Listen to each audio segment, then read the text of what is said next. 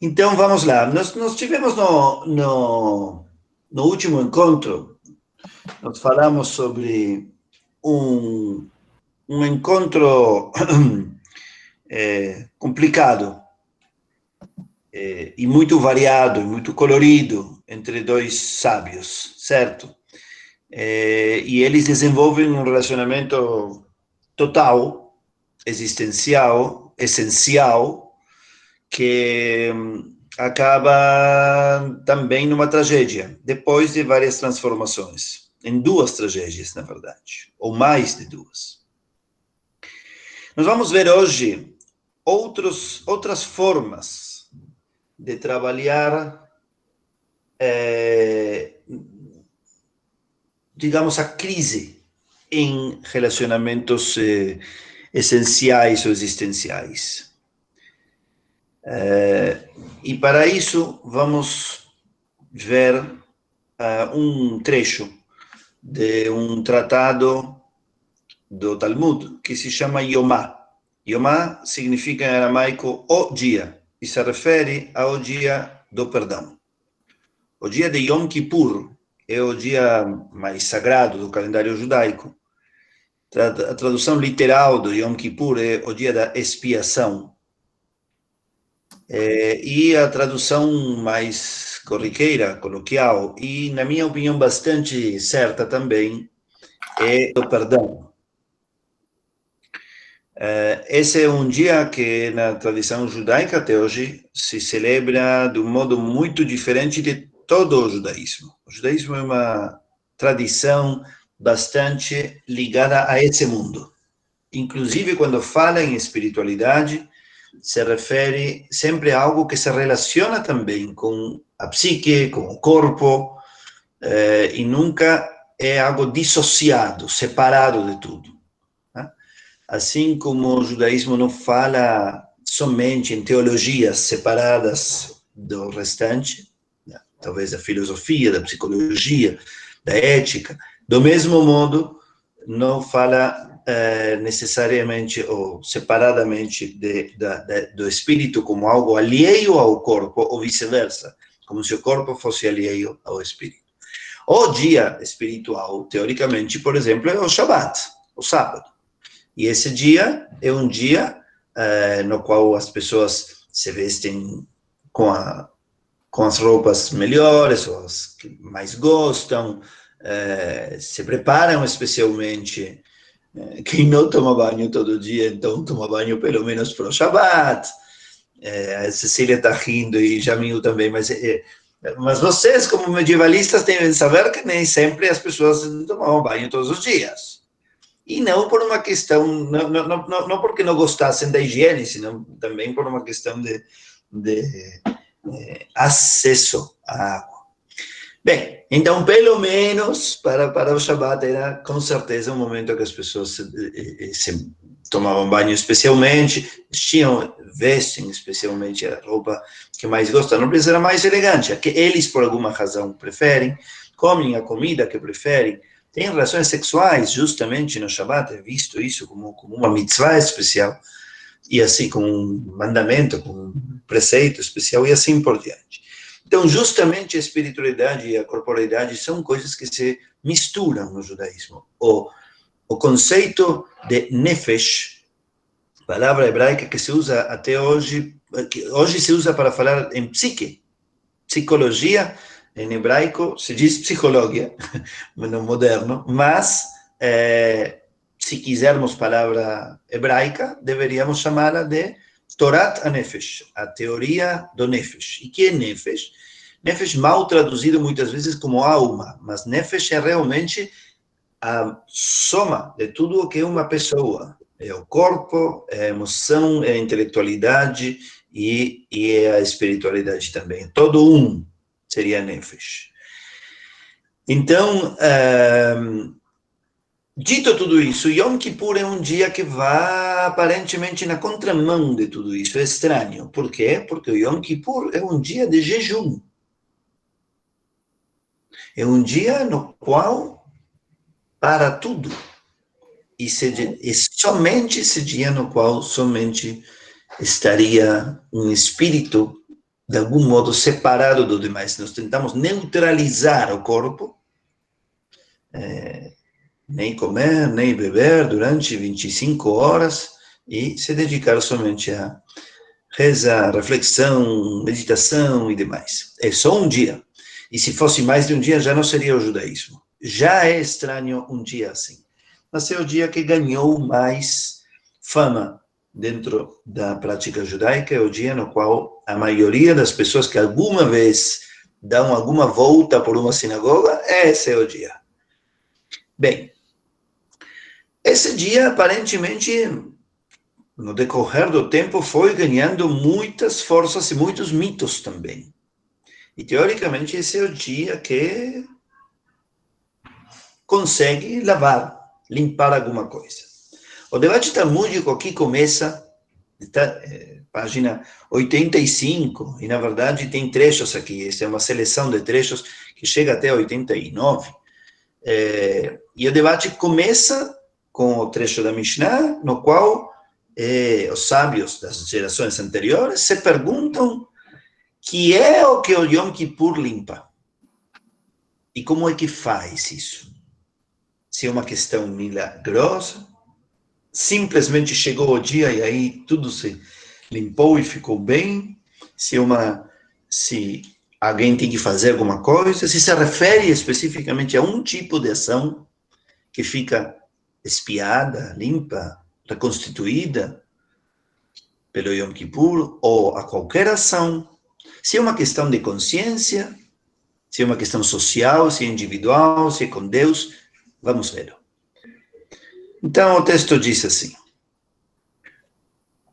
as faltas do homem em relação a Deus são perdoadas pelo dia do perdão. As faltas do homem em relação ao outro não lhe são perdoadas pelo dia do perdão, menos que antes tenha apaciguado o outro. Aqui as traduções estão adaptadas ao português, como toda a língua e texto antigo, tem diversas formas de se apresentar. Então, o texto já está dividindo dois tipos de faltas. As faltas do homem em relação a Deus e as faltas do homem em relação ao homem. O texto, claro, fala em homem, mas se refere ao ser humano, claro, né? Aí, então, nos encontramos aparentemente com essas duas dimensões. Eu quero esclarecer de antemão que essa separação entre o que une o ser humano com Deus e o que une o ser humano com outro ser humano é algo que volta uma e outra vez na literatura rabínica de formas diferentes. Na minha opinião, são sempre jogos, como dessa vez, para dar a entender que essa separação existe para mostrar seu absurdo. Existe para mostrar que, na verdade, não se trata de uma separação, e sim, bem mais, de uma integração, de uma conexão. O judaísmo, no fundo, é minha leitura, mas acho que tenho outros que compartilhariam comigo isso. O judaísmo, na sua essência, em algum lugar, busca evitar a fronteira entre ética e religião, e pretende integrá-las e influenciar uma com a outra. E dizer que a responsabilidade que eu tenho para com Deus se manifesta na responsabilidade que eu tenho para com os seres humanos. E vice-versa. Porque a relação com os seres humanos deveria apontar sempre ao divino. Então, existe, na verdade, aqui aparecem as faltas, mas isto se apoia num outro conceito, que é se existem preceitos que vinculam somente o ser humano com Deus ou o ser humano com um outro ser humano. Aparentemente, numa primeira leitura superficial, sim, todos os preceitos, as mitzvot, podem ser divididas, caracterizadas desse modo, se são desse tipo ou desse tipo. Mas quando você penetra a leitura judaica do próprio judaísmo, a leitura humana de suas próprias fontes, se chega à conclusão de que essa diferenciação quase não se aplica em nenhum lugar. Se um exemplo de um preceito que une o ser humano com Deus seria a reza, bem, existem rezas para outras pessoas. Eu posso rezar por alguém. Então, estou me unindo também com outra pessoa. Eu posso rezar pelo que aconteceu comigo em função de uma outra pessoa. Posso rezar pela saúde de outra pessoa, pelo perdão de outra pessoa, e assim por diante. Então, lá já nos encontramos com a dimensão humana misturada também. A reza judaica precisa ser a tradicional, a convencional, a individual é outra coisa, mas a convencional existe em um horário determinado, um texto determinado e precisa de um quórum determinado. Portanto, sempre tem aí um nós, mais do que um eu, ou um Deus. E no outro extremo, se um preceito agrícola, por exemplo, ou um preceito social, por exemplo, não teria nada a ver com Deus, seria uma relação ser humano com ser humano, bem, mas a dimensão divina se encontra igual, porque é um preceito, um mandamento, que teoricamente uma entidade divina teria mandado. Portanto, isto só para mostrar que existe a tentativa de diferenciar ética da religião, ou da religiosidade, o domínio do humano com o divino e o humano com o humano, e ao mesmo tempo essa mesma tentativa todas as vezes sucumbe e cai. O que acontece aqui? Aqui estão falando sobre as faltas, não sobre os preceitos. As faltas entre humanos não são perdoadas pelo Yom Kippur. As faltas entre o humano e Deus, sim. Mas as faltas entre o humano e o humano não são perdoadas pelo Yom Kippur, a não ser que antes a pessoa tenha apaziguado o outro. Lá já surgem algumas boas perguntas, porque você se diz, momento, como assim? As faltas para com Deus se resolvem tão facilmente assim? Simplesmente passa o Yom Kippur e resolve? Justamente com Deus, que é completamente alheio, que é completamente outro por definição, que é a alteridade. E as faltas com o próximo, que de todas as alteridades possíveis é o mais próximo, né? Mais do que um cachorro, mais do que um oceano, mais do que Deus, obviamente, justamente com ele, eu posso ficar sem perdão, porque o Yom Kippur não tem nenhuma força lá. Eu preciso me apaciguar com ele. Tenho que pedir perdão dele. Agora, se ele já me perdoou, aqui surge uma outra pergunta. Para que preciso então do Yom Kippur, do dia do perdão? Vamos ler de novo a frase. É estranha, é bem estranha. As faltas do homem em relação a Deus são perdoadas pelo dia do perdão. Como são perdoadas? Assim, simplesmente passa o dia e não tem que fazer nada. Preciso fazer algo. O dia é milagroso e as faltas do homem em relação a outro homem não são perdoadas pelo dia do perdão. E o que faço então com uma falta que tenho com outra pessoa? Eu preciso apaziguar a pessoa.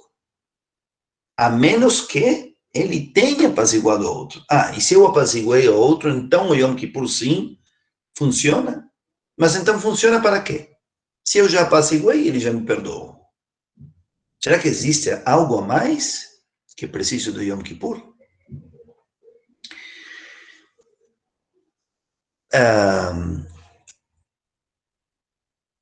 Um pouco baseado em Levinas, mas principalmente uma leitura pessoal, é que este texto já nos coloca essa tensão entre essas duas coisas e dá a entender algo a mais, e é que talvez Deus, o divino, cumpre essa função dialética e paradoxal de ser ao mesmo tempo o mais alheio, o mais alteridade, o mais outro, e, ao mesmo tempo, o mais íntimo. Então, o aspecto íntimo, aquilo que eu não conto a ninguém, mas eu sei que Deus sabe, aquilo que não falo para ninguém, mas eu sinto que Deus está junto, por bem ou por menos bem, esse é o aspecto mais íntimo, e aí é onde talvez o Yom Kippur perdoa. No momento no qual eu sinto que o dia entrou, que eu fiz algum trabalho, já me sinto talvez perdoado por Deus. Mas eu não posso fazer isso na relação com o outro. Se eu ofendi o outro, tenho que apaziguá-lo. Não posso dizer, eu já estou bem com Deus, não me importa o que acontece com você. Eu preciso trabalhar com você. E se eu te ofendi, eu fico nas suas mãos, sim. E isto abre muitos assuntos muito importantes que talvez em outros contextos poderíamos tratar, e é como funciona o perdão. Quando é que as pessoas pedem perdão? Quando é que as pessoas estão dispostas a perdoar? E quando é que, ou seja, a outorgar o perdão? E quando é que estamos dispostos a receber, a aceitar o perdão?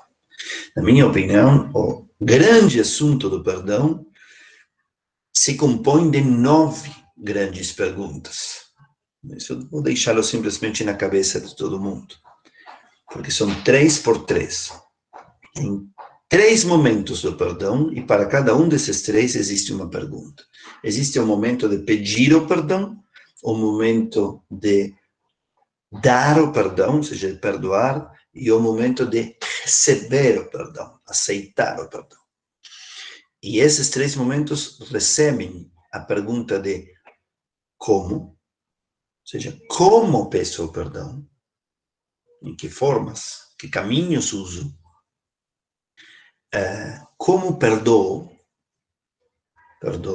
feliz, perdoo criando contas, perdoo com rancor, perdoo depois de muito tempo, perdoo rápido, né? Então, como peço me perdoe, peço falando de outro assunto, peço trazendo um presente, peço tentando ser simpático, como? Né? Como peço, como perdoo e como aceito ou não o perdão. Às vezes me perdoo, mas eu não me sinto perdoado. Então, como é uma pergunta para os 3 momentos. Quando? Ou seja, em que circunstâncias? O que tem que acontecer para que eu peça perdão? O que tem que acontecer para que eu perdoe?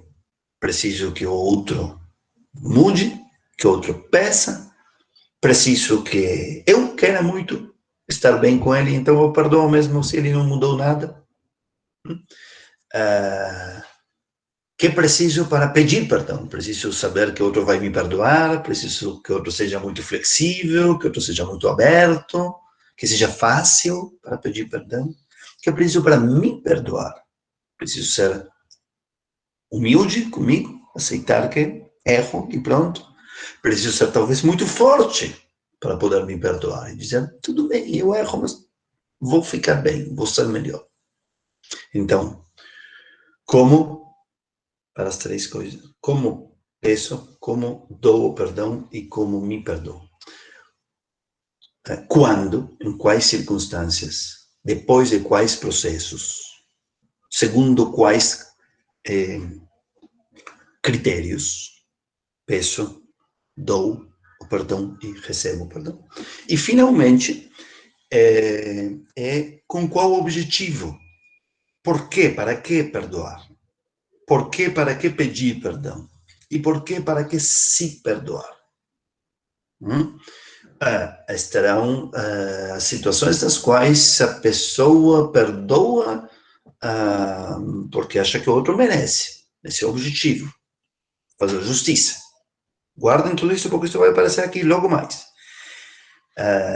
Talvez peço perdão para fazer justiça, porque acho que ele merece que eu peça o perdão. Se ele me perdoa ou não, não sei, mas ele merece meu pedido de perdão. Talvez eu me dou o perdão, me perdoo, porque acredito que merecia que me perdoe. Então, qual o objetivo? Fazer justiça. Então, dizem, não, é compaixão, exercer a compaixão, pedir perdão, perdoar, se perdoar. Outros vão dizer que é uma libertação. Você pede o perdão para se libertar. Ou você perdoa para se libertar, para não ficar mais amarrado ao outro. Esse é o perdão estoico, se chama, né? O perdão de quem, às vezes, perdoa unilateralmente, para ele se desvincular do outro. Não importa se ele fez, se ele merece ou não merece. Eu mereço não estar mais amarrado a ele. Por isso eu perdoo e não quero saber mais nada com ele. Às vezes o perdão é pelo outro, ele precisa, né? Eu não preciso nada, mas que ele se sinta bem, por isso eu peço perdão. Ou eu não perdoo mesmo, mas eu vou dizer que perdoo para que ele se sinta bem. Eu continuo triste e magoado, mas vou fazer como se não. Então, às vezes é para se aliviar, às vezes é para se libertar, às vezes é para sustentar um relacionamento. Para mim é mais importante o relacionamento que o que aconteceu, então perdoo. Ou então peço perdão mesmo que não sinta que deva pedir. E assim por diante. Esse é um pouco o universo disto que estamos começando a ver aqui. Então, como funciona? Quando? Como? Ok. Vamos ver agora a Gemara. A Gemara, lembrarão lá atrás, na nossa palestra introdutória, explicamos as fontes judaicas. Então, o Mishnah é o texto do primeiro extrato, do século -1 até o século III. No ano 220, Rabi Yehuda Nassi fecha a Mishnah, e os sábios que vêm na seguinte geração são os Amoraitas, estão alguns na Babilônia, importante lembrar disso, porque daqui a pouco vamos ter algo sobre isso, e o centro, tinha dois centros de sábios, de comentaristas da Mishnah. Uns estavam na terra de Israel e outros estavam na Babilônia. E o trabalho que eles fizeram de ler a Mishnah sistematicamente e comentá-la em páginas e páginas se chamou Gemara. Esse trabalho, essa obra, data do século III até o século VI na Babilônia, do 3 ao 5 na terra de Israel. Muito bem, isto é de texto babilônico. Mas pode ser que fale também sobre sábios que estavam na terra de Israel. Muito bem, então aqui Rabi Yosef Bar Habo, hoje estamos falando sobre as transliterações, e esse Habo está muito mal escrito, na verdade, a pronúncia é Havu. Né? Se eu tivesse que escrever isso numa transliteração argentina, eu colocaria lá uma J e um V, Havu, e um U.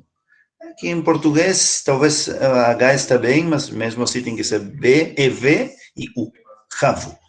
Enfim, Rabi Yosef Bar Havu objetou a Rabi Ibhu, esse é um outro Rabi, que disse o seguinte: como se pode dizer que as faltas do homem em relação ao outro não lhe são perdoadas pelo dia do perdão, se está escrito na Bíblia? A Bíblia é uma fonte mais forte que a própria Mishnah. No primeiro livro de Samuel, capítulo 2, se um homem ofende a outro homem, Elohim concilia. Elohim é o nome de Deus.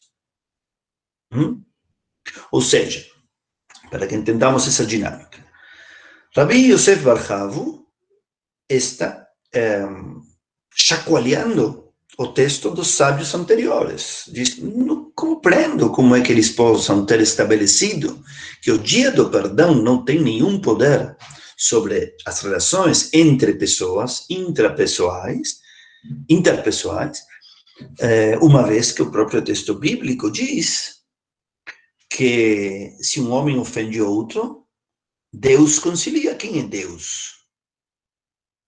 Deus é uma outra instância, ou seja, existe um lugar para o divino entre as relações humanas, então Deus poderia intervir através do Yom Kippur para resolver um problema. Então, o dia de Yom Kippur sim estaria resolvendo problemas entre humanos. Ok? Esse, aparentemente, é o ataque ao texto da Mishnah, feito por um dos sábios que viram depois, na época da Gemara. E a própria Gemara responde: peraí, o que significa Elohim? Elohim significa juiz. Isto precisa ser explicado, eu vou explicar. Para a teologia, ou seja, para o pensamento sobre o divino que tinham os sábios da Mishnah e da Gemara de todos esses séculos, o divino tem principalmente duas características. A característica da bondade, da compaixão, da misericórdia, e a característica da retidão e do julgamento. Então, a característica da bondade, do perdão, da compaixão se chama Adonai. Se usa o nome Adonai quando se refere a essa característica.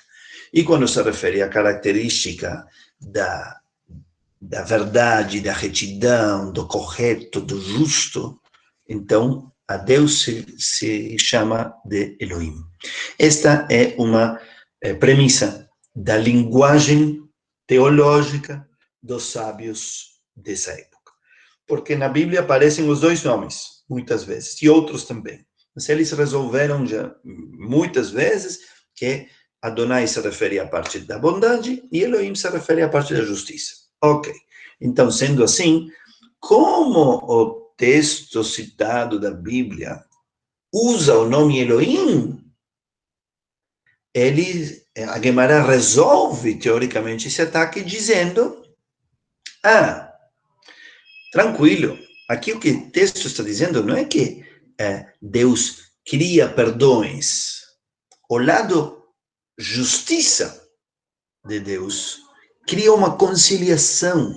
Ou seja, como está dizendo Elohim, não está se falando aqui de perdões e não tem nada a ver isto com Yom Kippur.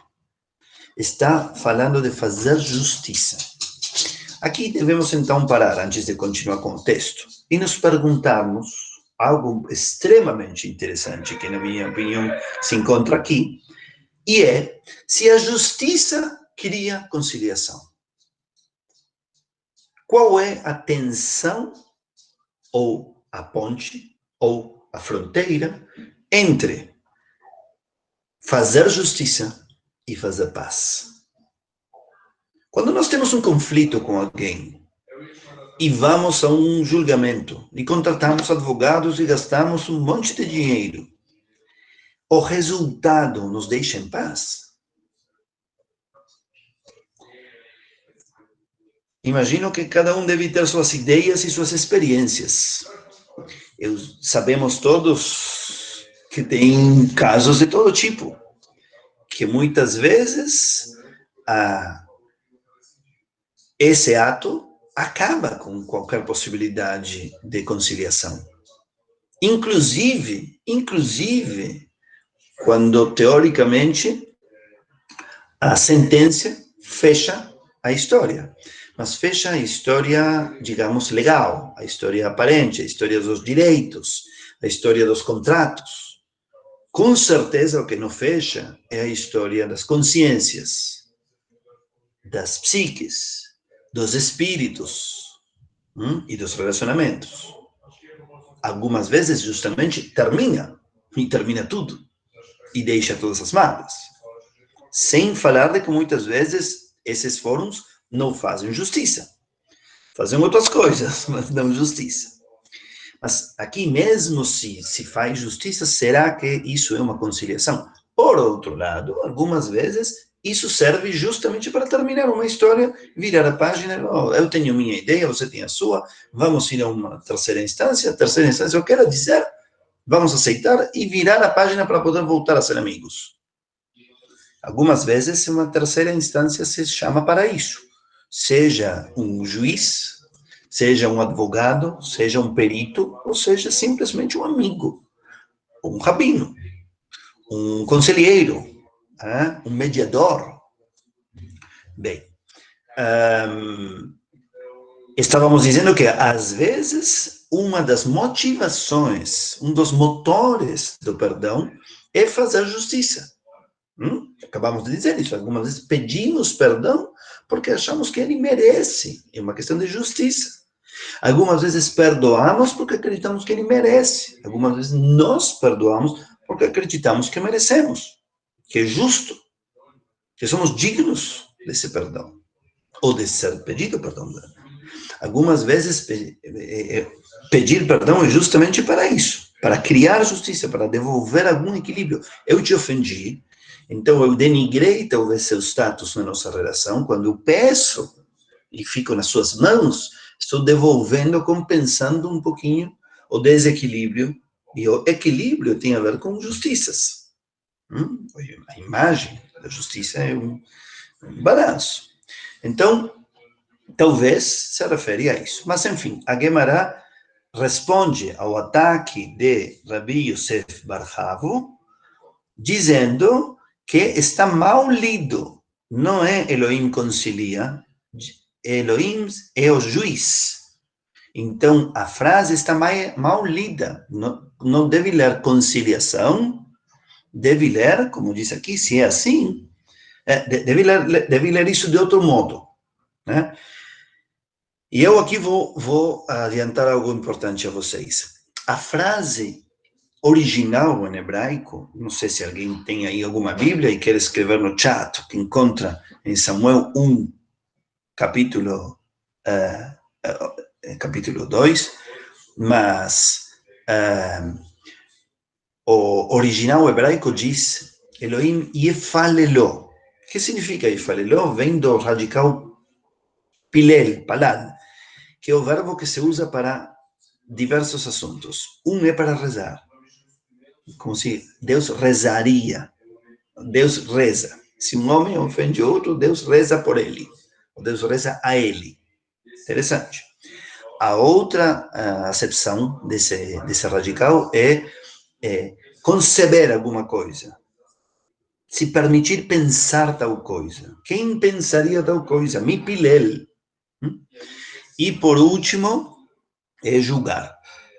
Então, aqui estamos sugerindo que não tem que pensar em algo que tenha a ver com a conciliação, ou perdão, sino com julgar. Então, se um homem ofende outro, Elohim julga ele, estaria dizendo o texto.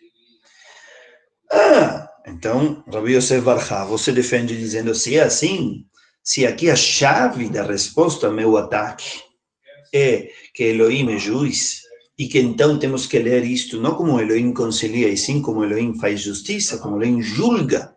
Quando um homem ofende outro, Elohim julga, ou seja, que não tem nada a ver com Yom Kippur. Como eu dizia que se tinha que ver, se defendem um texto dizendo, isso não tem nada a ver com Yom Kippur, isso se refere a que Deus intervém para fazer justiça, não para criar perdões, para conciliar. Deus julga o que acontece aí. Então, se é assim, também assim temos que ler o final do versículo. O que diz o final do versículo? No final do versículo diz algo de que Deus... porém, se é Deus mesmo que ele ofende, quem intercederá por ele? Porque no final do versículo, aparentemente, ficaria, então, que ninguém pode julgar num assunto vinculado a Deus. Então, é absurdo.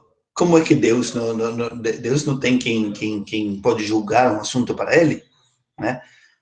Ou seja, eu cometo uma falta com uma pessoa e Deus intervém para fazer justiça. E então, se eu cometo uma falta com Deus, ninguém pode fazer justiça, porque quem é a terceira instância nesse caso? Aí, todo o texto da Mishnah fica sem chão. Então, qual é o lugar do divino nas relações entre humanos? Algo que falamos já na nossa introdução. Nenhum. Existiriam teologias que diriam uma coisa é Deus, outra coisa é a pessoa. Eu posso ser um ladrão, mas eu posso rezar todos os dias.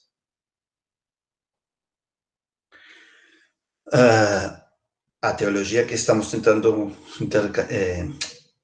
instalar aqui é aquela que diz não existe essa dicotomia, não existe esse maniqueísmo, digamos, entre teologia e ética. Não existe essa separação, não faz sentido uma ética, uma religiosidade sem ética, e talvez neste sistema, também não uma religião, uma ética sem religiosidade, sem o divino, sem os valores. Bom, então, nesse caso, que acontece se uma pessoa... Existe uma ofensa a Deus solta? Deus se ofenderia por alguma coisa? O que seria uma ofensa a Deus? O que seriam os pecados para com Deus, que não são pecados para com a pessoa? Seriam rituais, né? Se cumprir ou não o Shabat, se rezei ou não rezei. É estranho isso, porque então os rituais são vazios, eles não têm nenhuma relação com nada. E também é uma teologia muito complicada, aquela que diz, eu faço os rituais para Deus. Como assim? Deus precisa de meus rituais, precisa que eu acenda uma vela, precisa que eu louve. Que Deus é esse? É uma criança, é um adolescente que precisa que falemos o tempo todo quão bonzinho, quão legal, quão inteligente é. Esse é um Deus que precisa de uma psicoterapia. Não é um Deus todo-poderoso e sábio, profundo. Então, se nós somos rituais, porque Deus não teria nada a ver com os rituais seriam para a pessoa, quais seriam? Qual seria essa dimensão do que ofende somente Deus?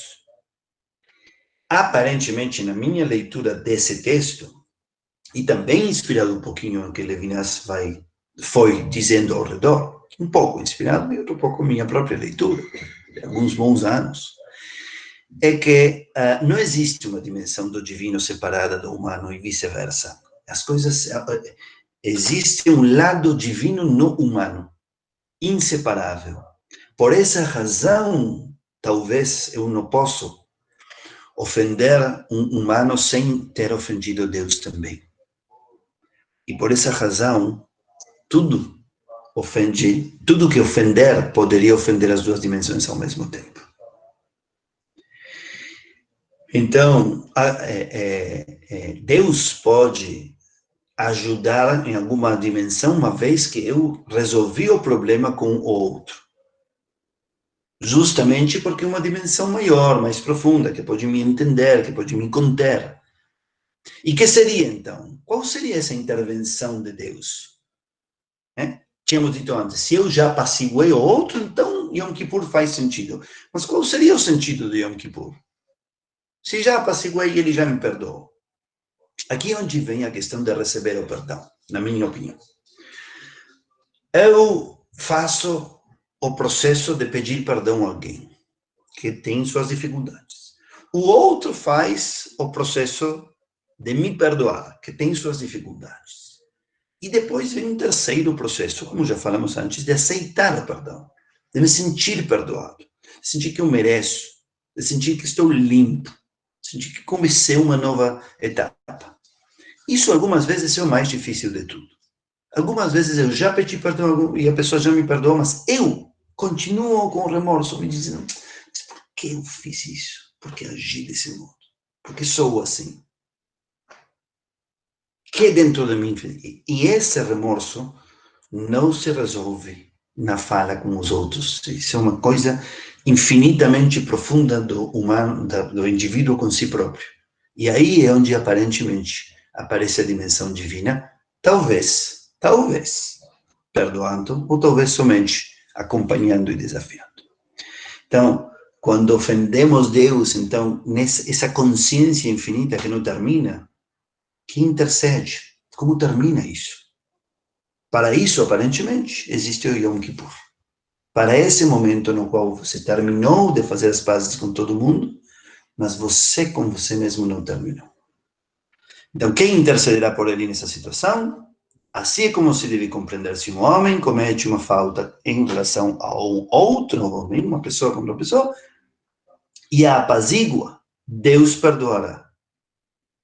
Mas, então, eu terminei de fazer as coisas, mas se a falta é cometida em relação a Deus, quem poderá interceder por ele? Apenas o arrependimento e as boas ações. Ok. Aqui a Guimarães, então, está trazendo mais uma dimensão. Existe a situação A, na qual eu te apaciguo, você me perdoa, não me bastou o perdão, e Deus perdoa também. Ou você não me perdoa, e talvez Deus perdoa também, vamos ver. Isso já vamos ver daqui a pouco o que acontece quando o outro não perdoa. Agora, se a falta é cometida em relação a Deus, existe uma dimensão separada, ou uma dimensão interna, ou uma dimensão dentro da relação, que é vinculada a Deus, a outros aspectos que não se veem. Quem poderá interceder? O arrependimento e as boas ações. Existe, ao redor do dia do perdão, 3 coisas que trabalham, digamos, para espiar, para limpar, para criar novas chances. Uma é a Teshuvá, o arrependimento, que na verdade Teshuvá está mal traduzido, não é arrependimento. Teshuvá significa retorno.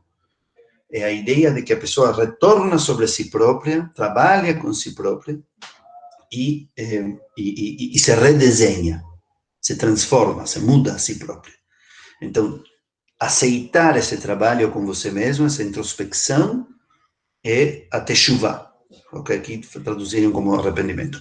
E as boas ações é a ação mesma, fazer algo ou compensatório do próprio dano feito ou alguma outra coisa boa. Aparentemente, fazer boas ações muda algo, não somente na própria ação que você faz, ou com aquele que recebe a ação, mas em você.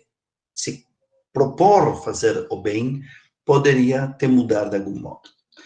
Muito bem, existe uma terceira, que é interessantíssima, que aqui justamente não aparece, que é a reza. O texto que eles mesmos escreveram, e que nós repetimos muitas vezes durante a liturgia do dia do perdão, é que Teshuvá, Tefilá e Tzedakah mudam o julgamento, ou seja, Teshuvá, arrependimento, reza, Tefilá e Tzedakah, boa ação. E justamente a reza não aparece aqui, que é a palavra que deu lugar a toda essa discussão, que Deus teoricamente rezava, e que foi aqui entendido como julgava, ou conciliava, ou intervia. Né?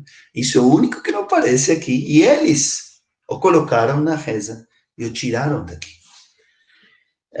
Talvez para dizer que a reza não é suficiente, que a reza é um trabalho mínimo, que o principal tem que ser o psicológico, trabalho com a personalidade, com os pensamentos, e o atitudinal, a ação concreta. E a reza é só um laboratório, talvez. Talvez a reza é para Deus, que Deus reze. Não que nós rezemos a Deus, que Deus reze. Muito bem. Vamos, Cecília, talvez mover o texto para poder irmos ao primeiro parágrafo da direita. Você consegue movê-lo um pouquinho para a esquerda? Rabi Yitzhak disse: qualquer um que magoe seu próximo, tem que ir um pouquinho mais à esquerda, se conseguir. Não? Bom, qualquer um que magoe seu próximo, mesmo por palavras, deve apaciguá-lo para ser perdoado. Porque foi dito, enfim, aí que vem toda uma cita cumprida.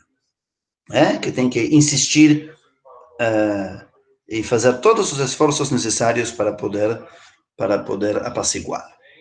Só que pulamos esse parágrafo porque essa é uma cita cumprida de Provérbios. Vamos mais abaixo, onde diz: Rabi Yossi bar Hanina disse: qualquer um que peça a seu próximo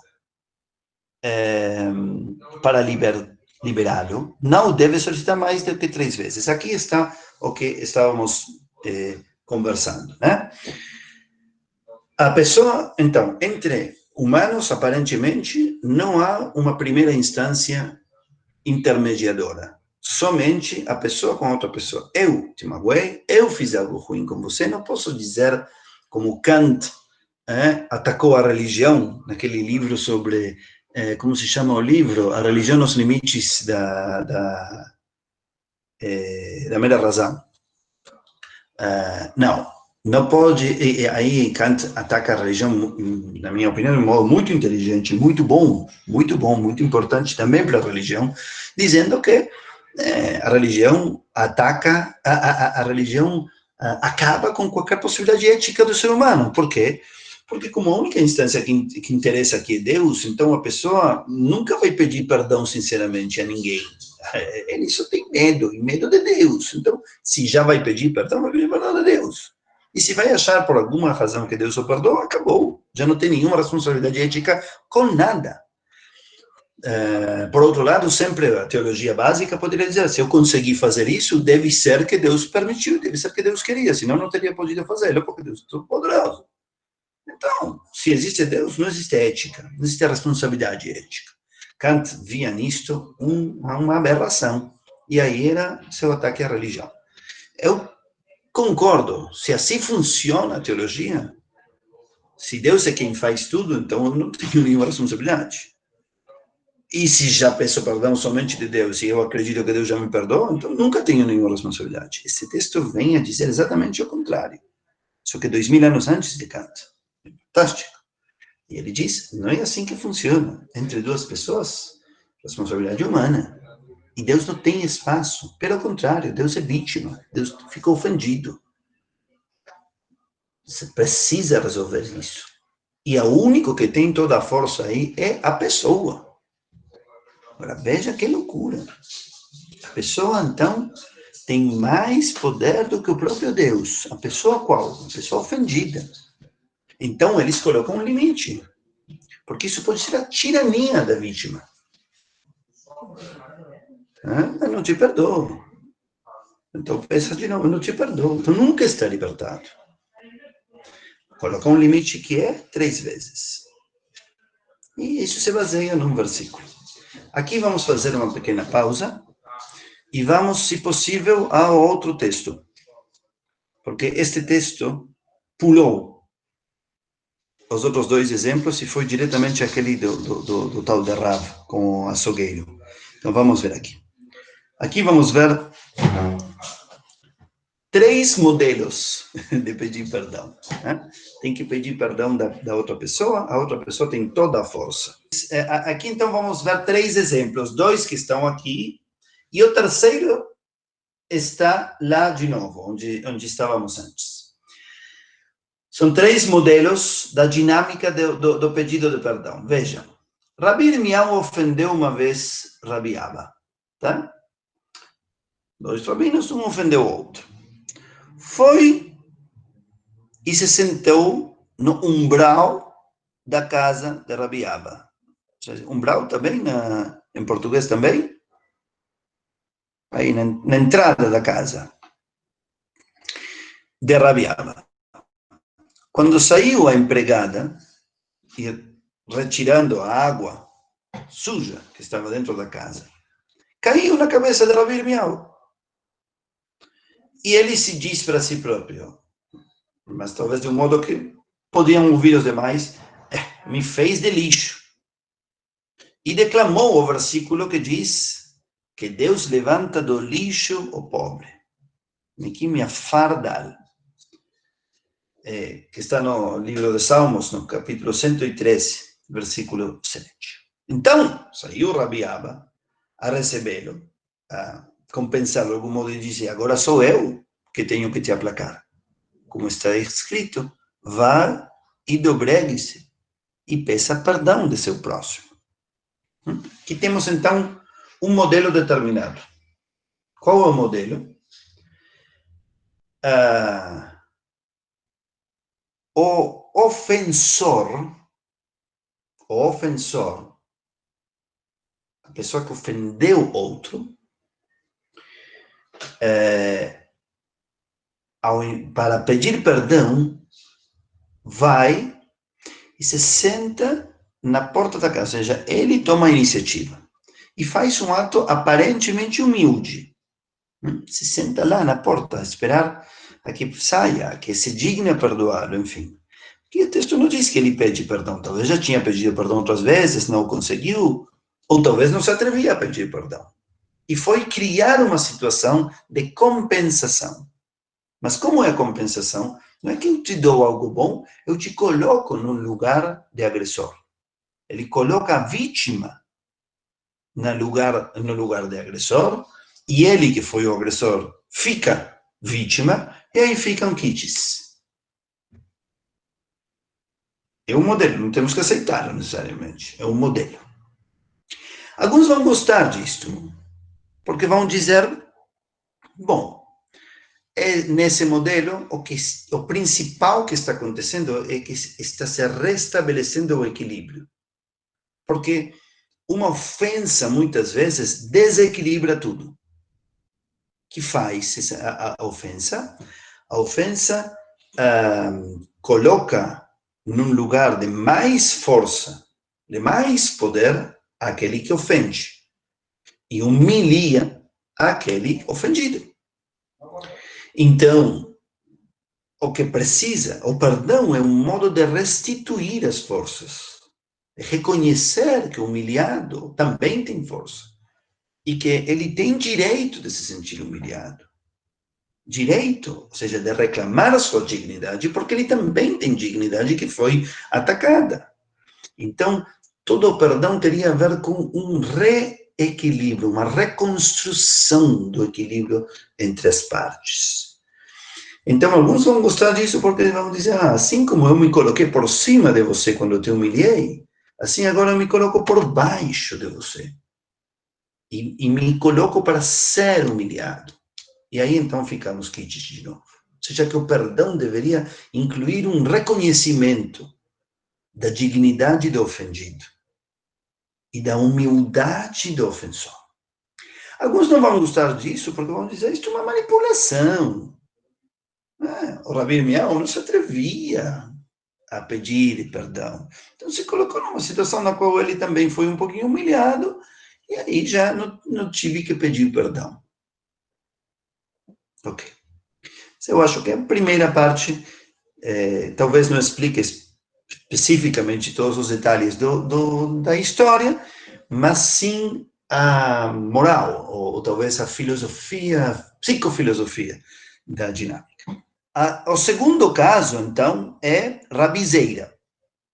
Quando Rabizeira tinha então vamos chamar o primeiro, é o modelo Rabi Irmiyahu, é o modelo que podemos chamar o modelo do reequilíbrio. Rabizeira tem um outro modelo. Quando ele tinha uma pendência de ofensa com alguém, ou seja, ele tinha ofendido, alguém tinha ofendido ele. Vejam, essa é uma dinâmica de uma situação completamente oposta. De Rabi Irmiyahu estão nos contando o que ele fazia quando ele tinha ofendido alguém. De Rabizeira nos contam o que ele fazia quando alguém ofendia ele, quando ele era a vítima. Porque o que acontece? Nós aqui temos uma outra coisa muito importante. Algumas vezes, eu comecei a dizer isso faz uns minutos, existe também a força do ofendido, que algumas vezes se torna forte simplesmente por ser ofendido, por ser vítima. Nem sempre, claro, algumas vezes a vítima está destruída. Infelizmente, tem muitíssimos casos na sociedade, na vida cotidiana e o que vemos nos jornais e demais.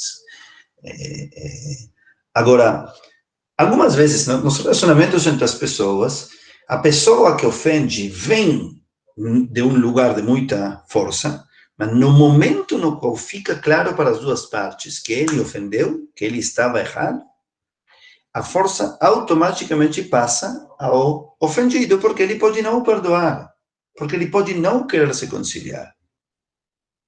Então, aí se torna, aí existe um desafio da compaixão, da humildade do ofendido. Em que medida o ofendido tem a humildade para abrir espaço para que peçam dele perdão e ele perdoe? Em que medida o ofendido está disposto a abrir mão do poder que ganhou sendo ofendido em prol de alguma justiça, de alguma compaixão ou de algum relacionamento? Esse é outro aspecto, né? Muitas vezes estamos 10 passos antes disso, porque o ofensor não reconhece que ofendeu. E então ele não pede nenhum perdão, ou pede um perdão aí, sem intenção, sem arrependimento, sem reconhecer que ele fez algo ruim, ou sem reconhecer que o outro não merecia isso, ou que o outro merece perdão. Merece que ele peça perdão. Então, aí estamos atrás, aí ainda não tem nenhuma tirania, ainda o ofendido foi humilhado e o ofensor está por cima de tudo. Agora estamos num outro caso, no qual talvez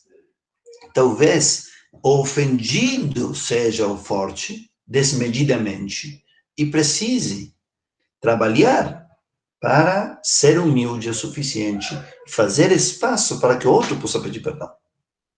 E essa é a virtude de Rabizeira.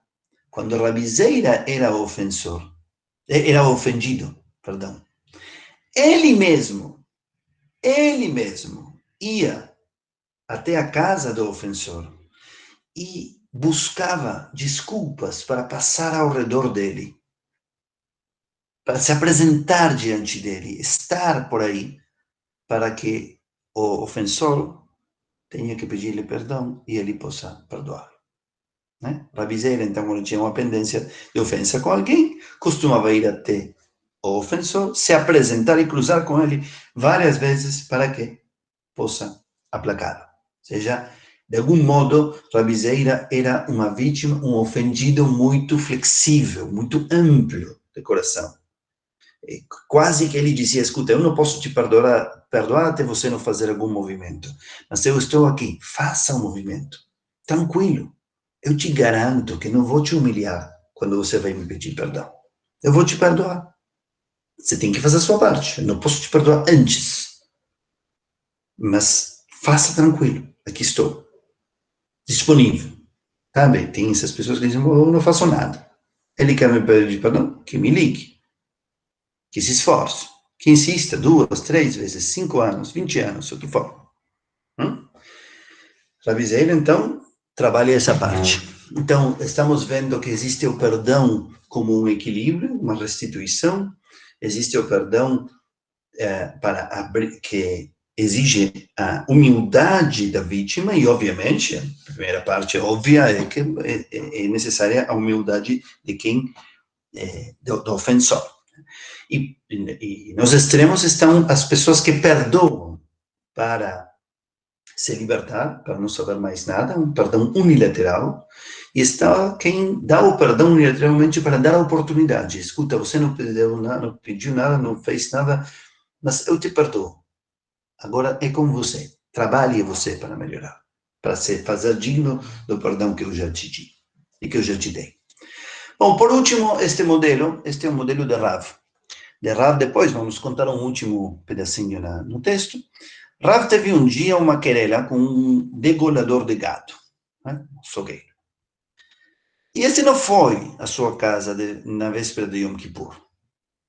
Ou seja, Rav era a grande personalidade, teve um problema com o açougueiro, que aparentemente tinha ofendido ele.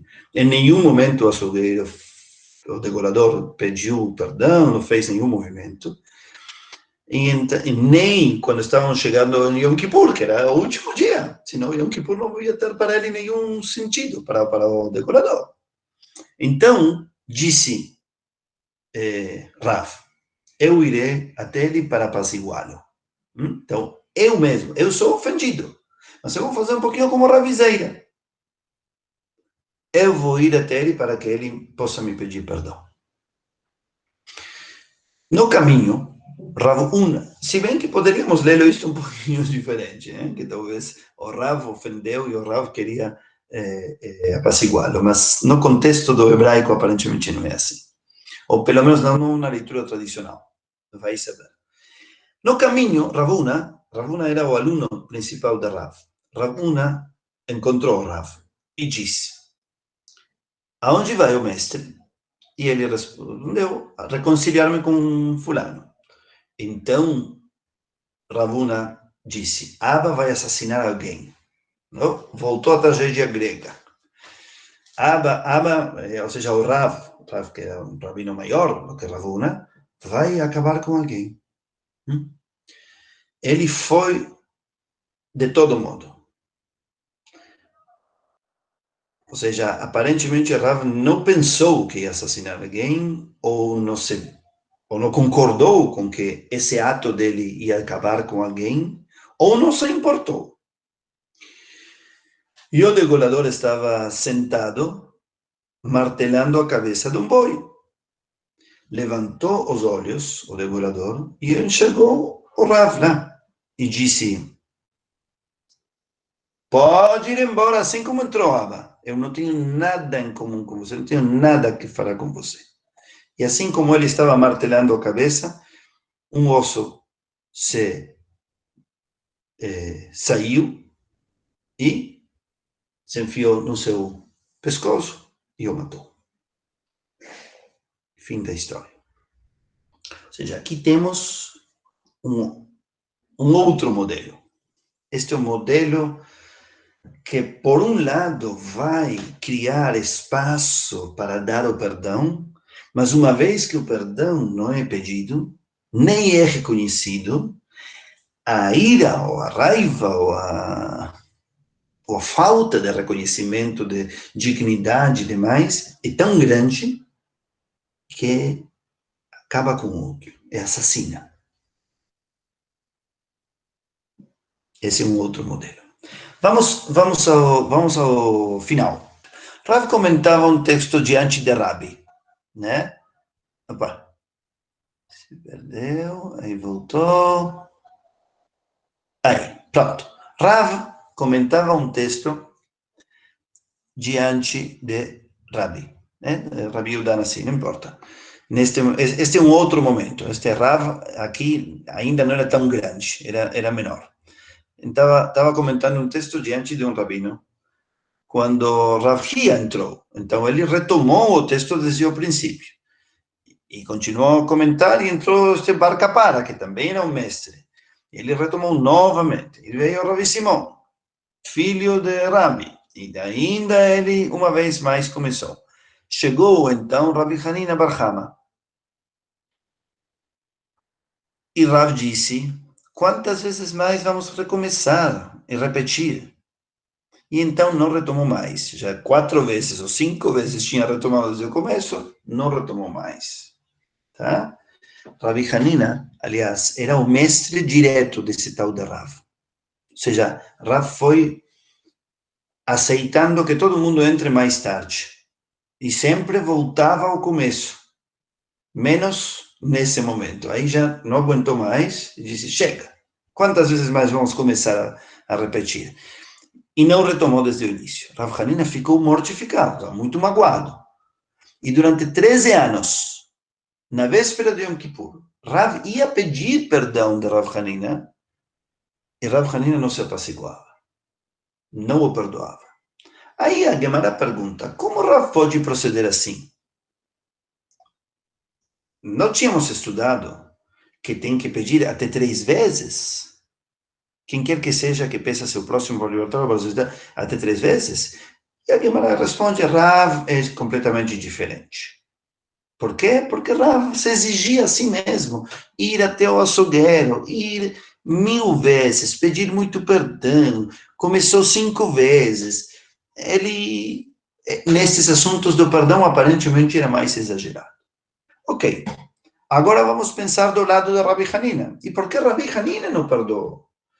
Agora estamos entendendo que Rav pedia mais de 3 vezes, pediu durante anos, 13 anos. Já entendemos por que Rav fazia isso. Mas por que Rabi Hanina não o perdoou? Também temos que pedir de Rabi Hanina uma explicação. E aqui explica Rabban. Perdoam-se todos os pecados a quem tenha deixado de reclamar seu direito. E por quê? Como assim? As pessoas que tenham renunciado a seu poder, a seu prestígio, ou seja, até aqueles que tenham sido humildes o suficiente para pedir perdão, esses são perdoados. Esses são perdoados. E qual o problema, então? Qual o problema? Porque a Rabi Hanina não perdoa Rav. Rav está se humilhando, 13 anos pedindo perdão. E aqui explica uma história estranhíssima, que eu confesso que se não fosse por Levinas, que consultou uma psicóloga da França, eu não teria entendido nunca isto. É que a Rabi Hanina viu num sonho que Rav estava pendurado numa palmeira.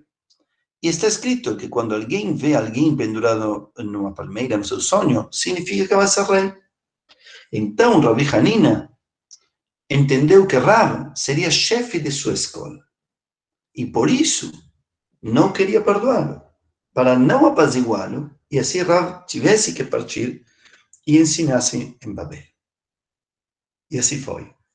e Rav se tornou grande rabino de Babel, mas não de Israel, onde estava Rabi Hanina. Ou seja, teoricamente, uma questão de poderes. Teoricamente, Rabi Hanina sonhou com Rav pendurado na palmeira. Pendurado na palmeira significa, nesse folclore, que vai ser chefe. Então, Rabi Hanina não queria perder seu lugar e por isso não perdoou a Rav. Rav, assim, ficou mal e um dia não aguentou mais e foi para a Babilônia. Então, era verdade que ia ser chefe, mas como foi chefe lá, não pegou o lugar de Rabi Hanina. Levinas diz, isto não fecha. Não é possível. Eu não tenho problema com que o Talmud me conte coisas mesquinhas de sábios. Sábios podem ser mesquinhos. Mas será que é só isso? Estão nos mostrando um conflito de poder e pronto. É isso mesmo? Termina aí. Que história é essa do sonho? E que então não perdoou? E que história é essa? E ficou Levinas, aparentemente, durante muito tempo também tentando entender se isto não teria algo a mais. E foi buscando entre seus colegas da universidade, de diversas disciplinas, filosofia e psicologia principalmente, até que uma pessoa o convenceu de algo bem interessante. E disse assim, o que ele está dizendo, o sonho tem a ver com intenções ocultas. O que significa essa história de que na palmeira a pessoa está pendurada, quer dizer que vai ser rei? Significa que esta é uma intenção oculta da qual o próprio Rav não era ciente. Ou seja, Rabi Hanina sonhou com uma imagem que nem Rav ainda tinha na sua própria mente. Segundo a explicação psicológica, o próprio Rav não era ciente de que quando ele não esteve disposto a repetir mais uma vez, justo quando entrou seu mestre, na verdade, não era porque simplesmente ele estava cansado. Era porque se tratava de seu mestre e ele queria o lugar do mestre. E por isso se atreveu a não deixá-lo. Mas Rav não era ciente disso. Ele simplesmente estava cansado na sua consciência. E por isso, mesmo pedindo perdão, não podia pedir perdão pelas motivações inconscientes dele, porque ele não era ciente, não sabia que era por isso. Então, seu pedido de perdão não era pleno. E quando o pedido de perdão não é pleno, não pode ser perdoado totalmente. Isto é muito profundo e muito complexo ao mesmo tempo. Porque talvez nunca somos 100% conscientes de nossas intenções. E se não somos 100% conscientes de nossas intenções, nunca pedimos um perdão total. E se nunca pedimos um perdão total, nunca podemos ser perdoados totalmente. E aí tudo fica para sempre aberto. Talvez essa seja a dimensão do divino dentro do humano. Talvez esse seja o lugar onde tem que aparecer o dia do perdão, o Deus que concilia, para essa parte que nós não acessamos de nós mesmos, sejamos os agressores ou as vítimas. Aí onde nós queremos acreditar que existe mais um aspecto nosso que é divino, é aí onde esperamos que o divino ajude a completar a conciliação que os humanos não conseguimos. Até aqui a exposição. Vamos ver as reações, se houver. Rubem, eu queria aproveitar da minha prerrogativa aqui de organizadora, secretária e etc, para te fazer uma pergunta, né, sobre essa questão do Rav e do Rabi Hanina, tá? Eu teria uma outra interpretação para isso, né? Bom, Eu tava pensando aqui, quer dizer, existe uma outra possibilidade aí. Justamente porque o Hanina sabia, né, por causa desse sonho, ele foi alertado por causa desse sonho, de uma motivação inconsciente, ou seja, mas não necessariamente de uma motivação inconsciente, mas de um destino que o aluno dele teria. Ele, como professor, não pode ter optado conscientemente por não perdoar o aluno, porque se ele perdoasse o aluno ficaria preso a ele o resto da vida e não realizaria aquilo que ele deveria realizar de ser realmente um chefe de escola.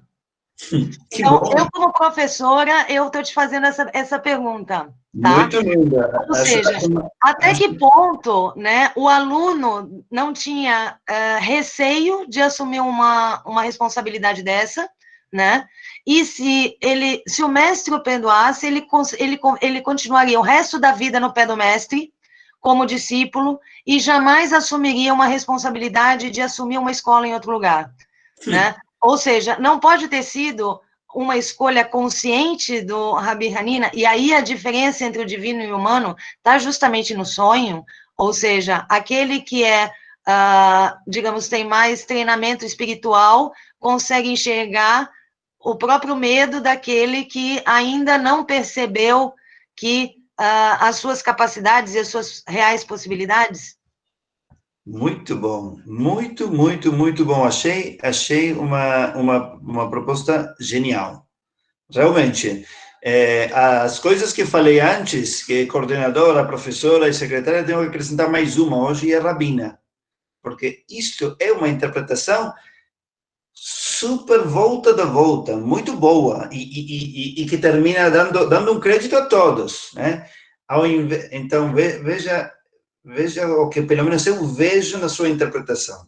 Você está dizendo, o sonho não tem a ver necessariamente com uma pretensão exacerbada do Rav. Tem a ver com o potencial do Rav que o professor enxerga nele, mesmo que o Rav talvez não veja. Então, ao invés de ser aquilo que a psicóloga disse, que é uma intenção oculta, talvez mesquinha, do próprio Rav, você diz, não, é o contrário. O Rav não era capaz, ou dever, de realizar esse seu potencial. E precisava do empurrão do professor, do mestre. Exato. Para isso, o mestre tinha que, de algum modo, chegou a hora de separar. E aproveitou essa constelação para dizer, não, aqui não dá mais. Poderia ter dito, não tenho vagas para você estudar aqui. Você não vai receber aqui a professoria, enfim, não vai ser promovido, vai ficar aí doutorando a vida toda, uma coisa assim.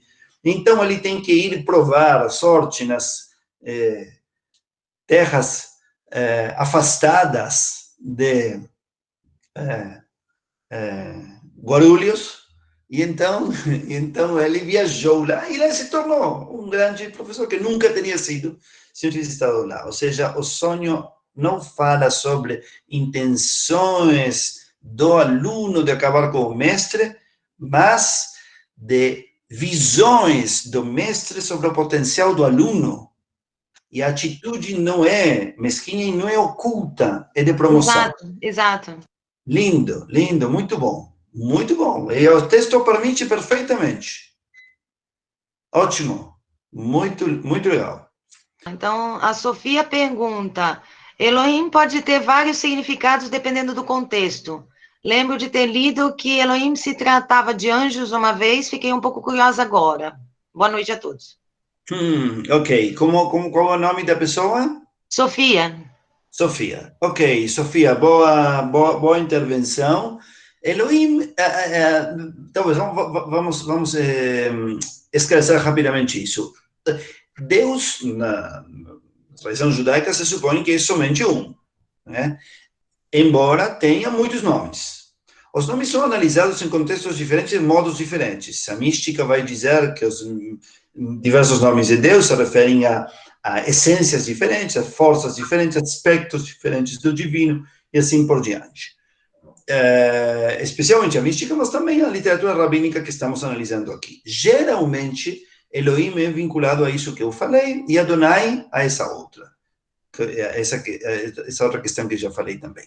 Ou seja, a bondade, a compaixão, o perdão por um lado, Adonai, e Elohim, justiça, retidão, mérito e demais.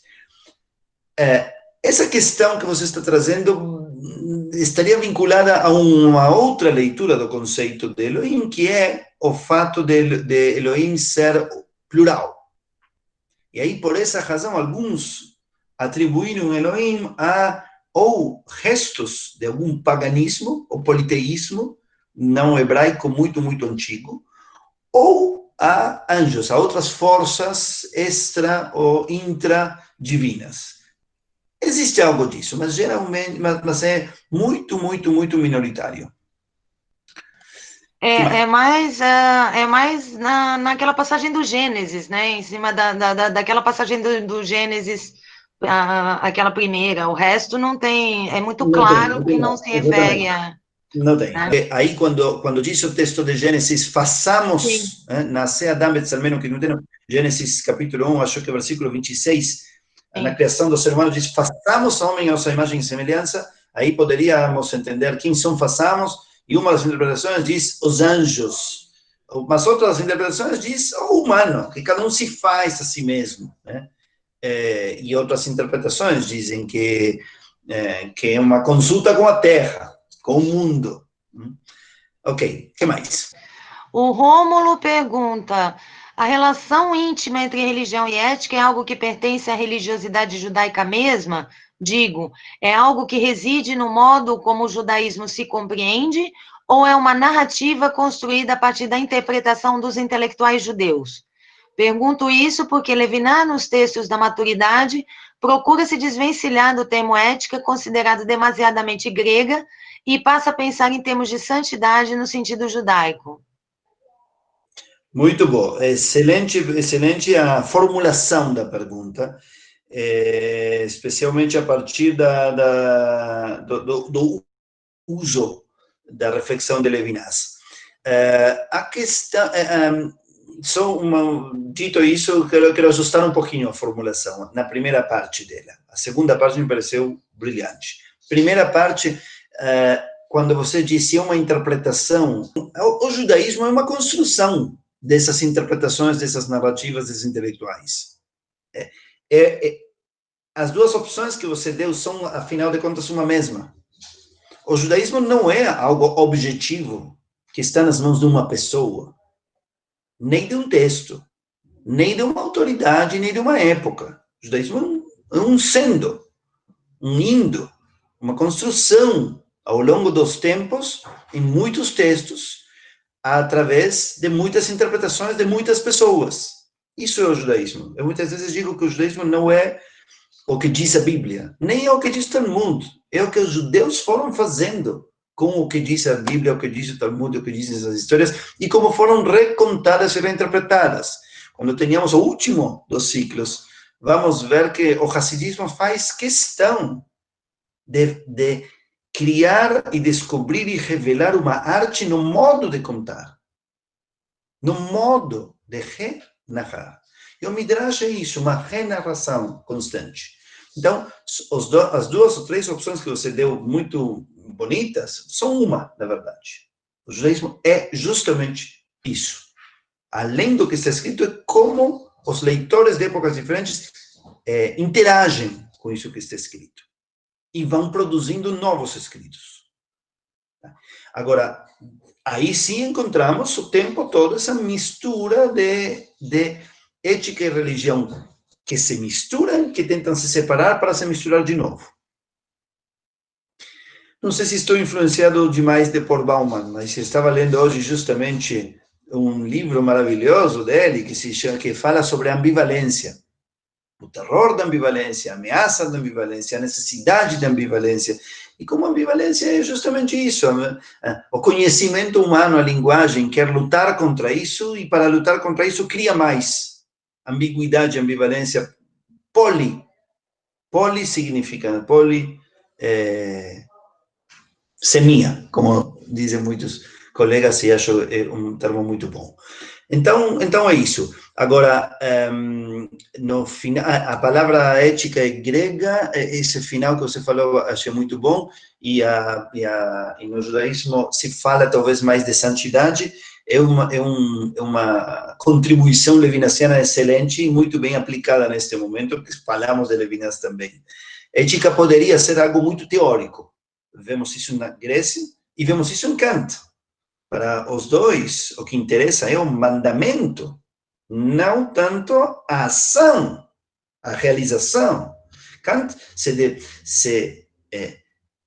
deixava todo o seu ser na análise de se a pessoa está fazendo isso porque é um imperativo da razão ou por alguma outra razão. O importante é por que faz. Se faz ou não faz, e o que faz não importa. O que importa é por quê. E a tradição judaica, neste caso, é quase oposta. Coloca a ênfase na ação. Faça. Tomara que seja pelas melhores razões, mas faça. Se vamos ficar na teoria, o mundo pode acabar. Se vamos fazer o bem, não vamos saber muito bem por quê, talvez seremos ignorantes. Mas teremos feito algo bom. Então, claro, estou falando em extremos totais, né? Estamos estudando para não sermos robôs. Então, nesse sentido, acho muito pertinente separar o mundo extremamente grego ou extremamente teórico, kantiano e demais, dessa ética judaica. E santidade é algo interessante, porque a santidade no judaísmo não é algo separado do mundo. É a transformação do mundano em algo especial. E você transforma na tradição judaica através da ação. Da concepção e da ação. Obrigado, uma pergunta muito boa. O que mais? O José Reis comenta, se pedir perdão é corajoso, perdoar é um ato de ainda mais coragem. Não sei se você quer... Perdão é corajoso e perdoar é mais coragem. Tá bom? Não vou discutir isso. Eu trouxe isso para criar essa reflexão.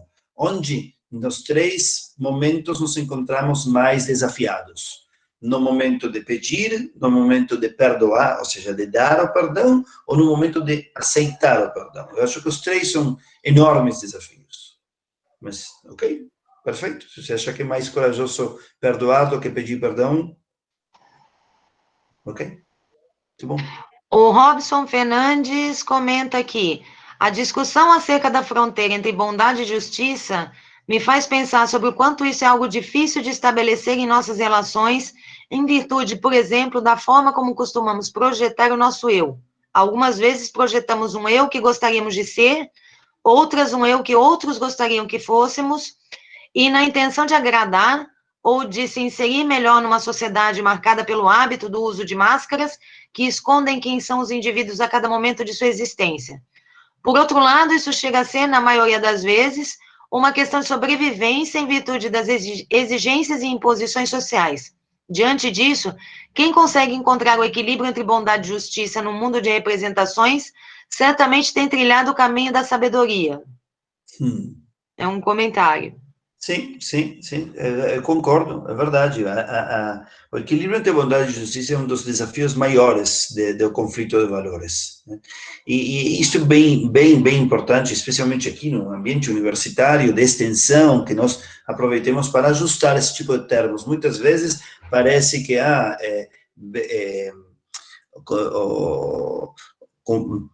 o conflito de valores tem a ver com escolher entre o bem e o mal, entre o justo e o injusto.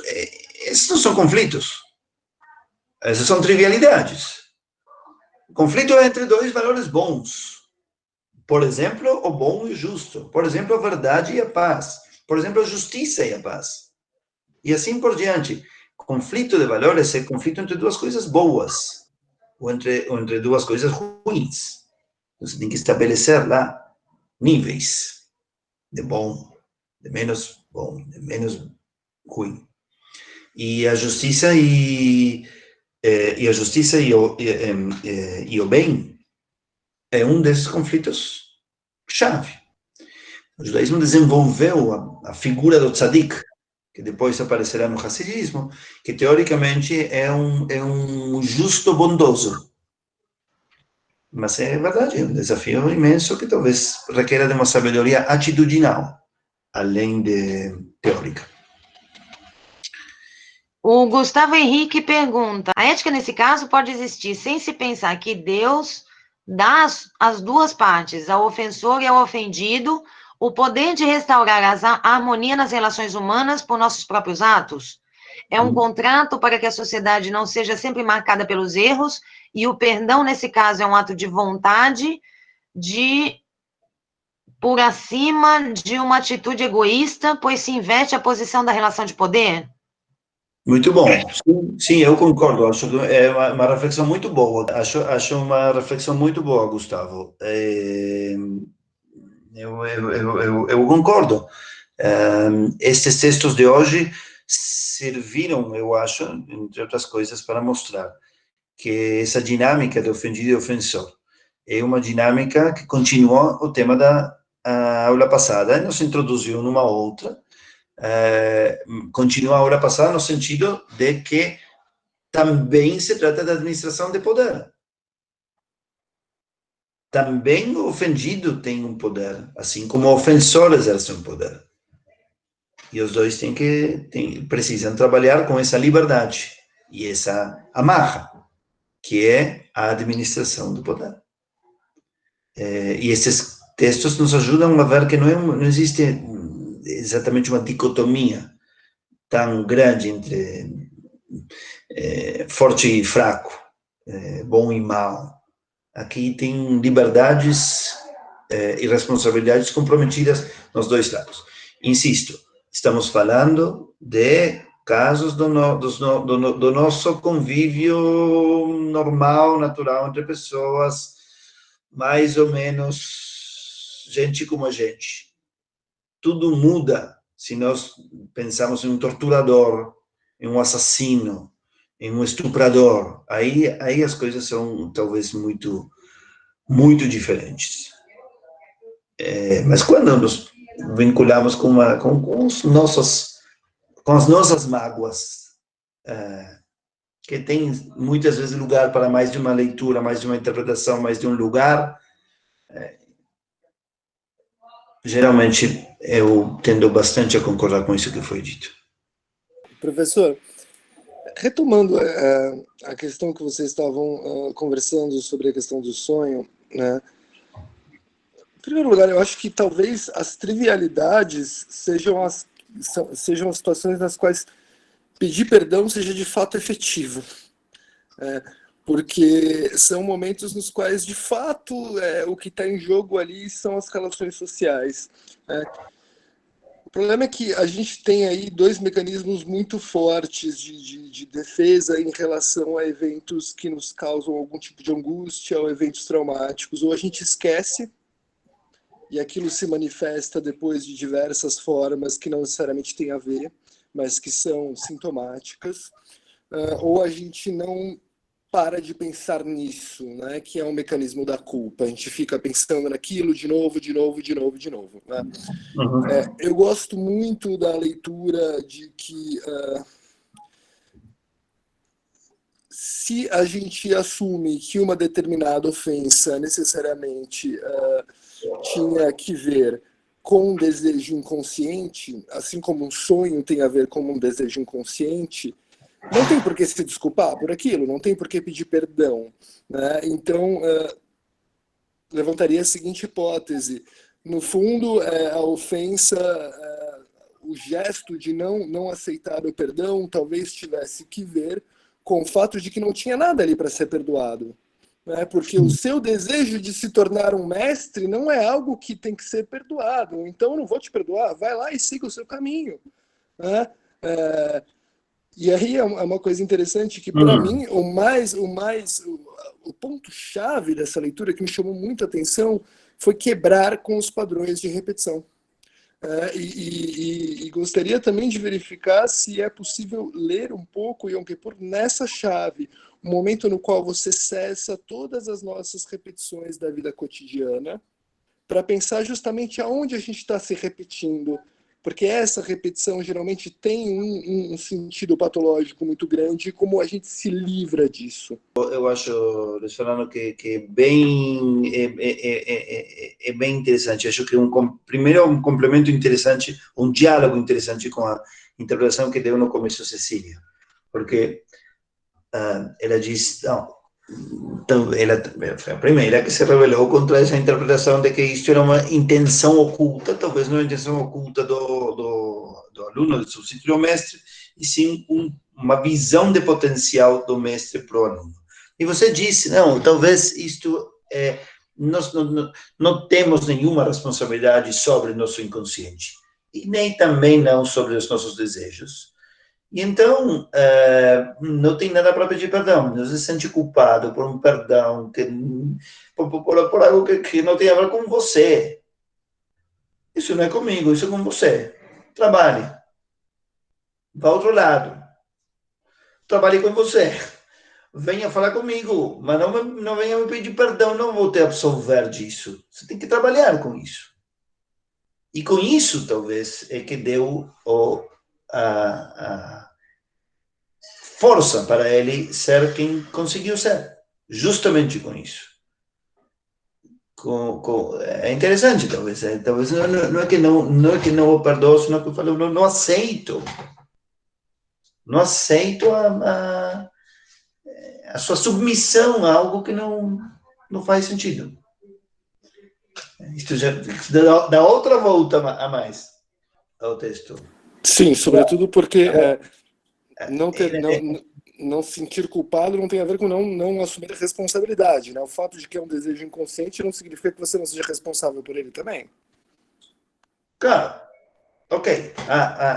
Ok. Eu acho que o tema dos desejos, esse poderia ser um outro grande assunto um dia, para que busquemos nas nossas culturas que estamos representando aqui, a chinesa, japonesa, judaica, árabe, enfim. Porque que é o desejo? Se o desejo é algo do qual somos responsáveis ou não, temos liberdade sobre ele ou não, e que dizem essas nossas culturas sobre isso, essas nossas fontes, como analisar isso, outra ponte entre filosofia, psicologia e religiões, acho que pode ser bem interessante. De qualquer modo, essa ideia de que o Yom Kippur poderia vir para cortar isso, acho uma proposta muito, muito interessante.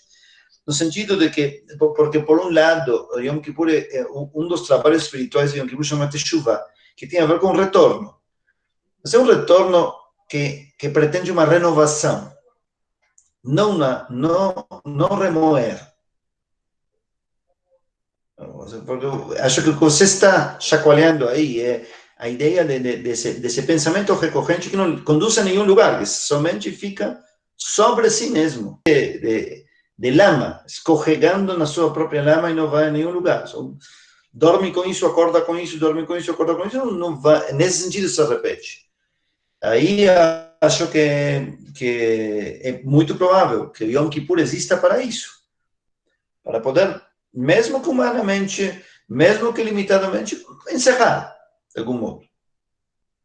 Levar algo disso, tudo bem. Mas a Fátima pergunta, então, como eu vou saber que Deus me perdoou? É através do meu próximo? Se ele não perdoar, não sou perdoado por Deus? Como sei que que Deus me perdoa se outro não me perdoa? Não sei. Justamente, o que está tentando dizer o texto é que não tem essa opção.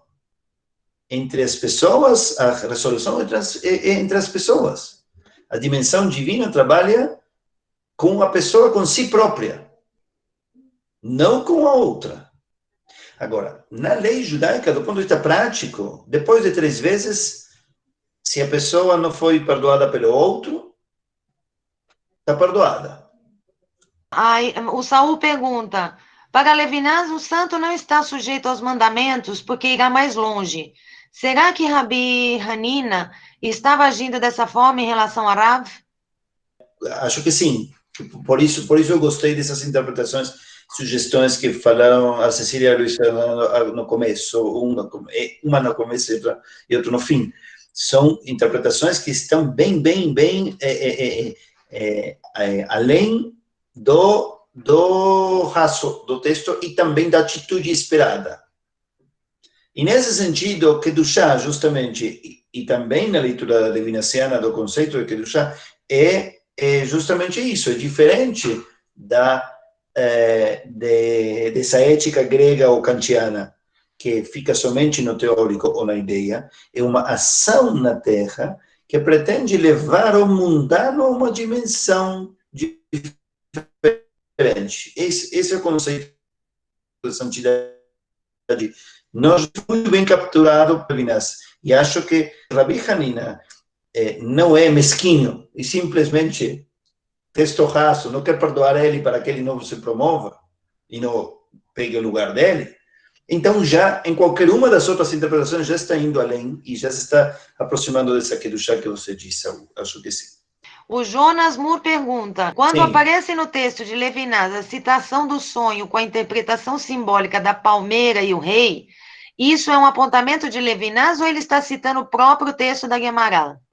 Outra questão, a psicologia que Levinas consultou foi muito comum com o pensamento de Levinas, porque daria para traçar um paralelo do simbolismo inconsciente da psicanálise com a relação humana e Deus, da Guemará. Perfeito, isso está na Guemará, isso está lá mesmo. A Guemará explica lá mesmo, sabe, Jonas e os que estão, os sobreviventes do nosso encontro de hoje, o que nós lemos hoje foi somente o texto da Guemará, literalmente. Nós não lemos Levinas. Levinas entrou em várias coisas que eu contei. O texto, estou vendo, Jonas, que você tem o livro Levinas na mão. Então, depois do que nós lemos, na página seguinte começa a palestra de Levinas. Então, a Guemará é a que explica que no folclore dessa época se atribuía ao sonho da palmeira a ideia da aspiração a ser rei. Não, a ideia de que será rei, de que será promovido. Isso é Guemará, isso não é Levinas. Levinas foi consultar com essa psicóloga. Aí veio a segunda pergunta. Até onde eu sinto os toques psicanalíticos de Levinas? Acho que sim, que essa psicóloga dialoga com a intuição ou com a aventura psicanalítica de Levinas. Chamo isso de aventura psicanalítica porque acho que também isto aqui é isso. Se o psicólogo Luiz Fernando achou que o rabino, filósofo, enfim, Rubem, está fazendo aqui é uma psicologia certa, ótimo, fico feliz. Mas, na minha opinião, assim como eu, guardando as devidas proporções, também Levinas tem toques, tem aventuras psicanalíticas. Essa não é a disciplina dele. Mas eu acho que essa interpretação psicanalítica, psicológica dessa psicóloga, aparentemente sim, vai ao encontro, em geral, das aventuras e as intuições psicanalíticas inteligentes de Levinas. Acho que sim. É isso. Então, não sei se os drinks acabaram, mas todo mundo merece, tranquilamente, seu drink, seu jantar e Mabruk. Obrigada, Rubem. Obrigado a todos vocês. É realmente um prazer compartilhar esses textos com vocês e receber todos esses insights nessa troca bonita.